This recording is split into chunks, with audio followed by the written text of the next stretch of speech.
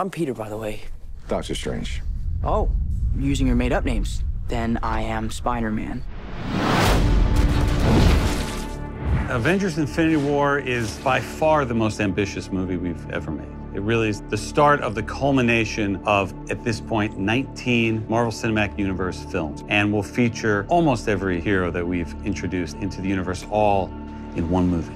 One of the great joys of reading a Marvel comic is flipping through a Spider-Man comic and suddenly the Hulk appears. That is great fun, and up to that point, it had never been done in a movie before, which is why 10 years ago, Sam Jackson walked into Tony Stark's living room and said, "You're part of a bigger universe, you just don't know it yet."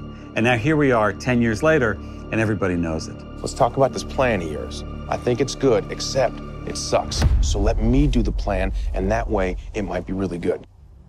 Wow. We look at all the different aspect ratios, but the pure form and the biggest form with all of the information is that IMAX frame. So there are things happening above and below frames that if you're not seeing in IMAX, you're not seeing it. We filmed a cool thing once with Benedict Cumberbatch being Doctor Strange and pushing the frame up. What's fun with Infinity War is that's the entire film. Because when you have a storyline this big, and when you have the promise of a culmination of all these different storylines, we wanted to tell it in the biggest format possible.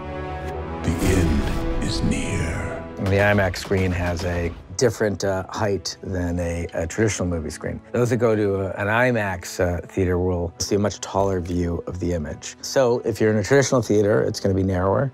If you're in an IMAX theater, it's going to be expanded.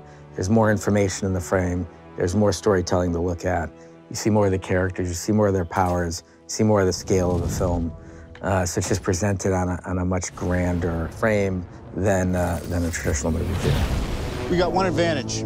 He's coming to us. We have what Thanos wants, so that's what we use.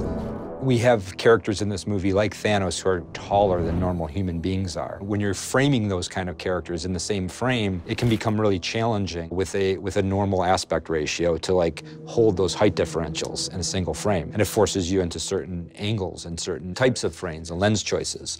And having that extra verticality, like Joe was talking about, gives us a wider range of how we frame and how we shoot these characters, how we present them in the same frame together. When you sit in an IMAX theater, it takes up your entire field of vision. And you begin to forget that there even are borders.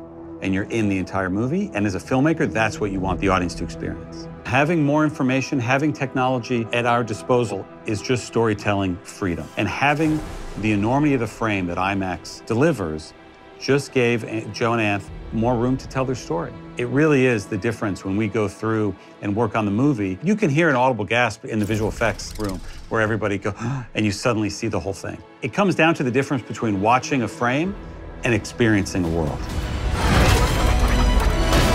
I hope they remember you.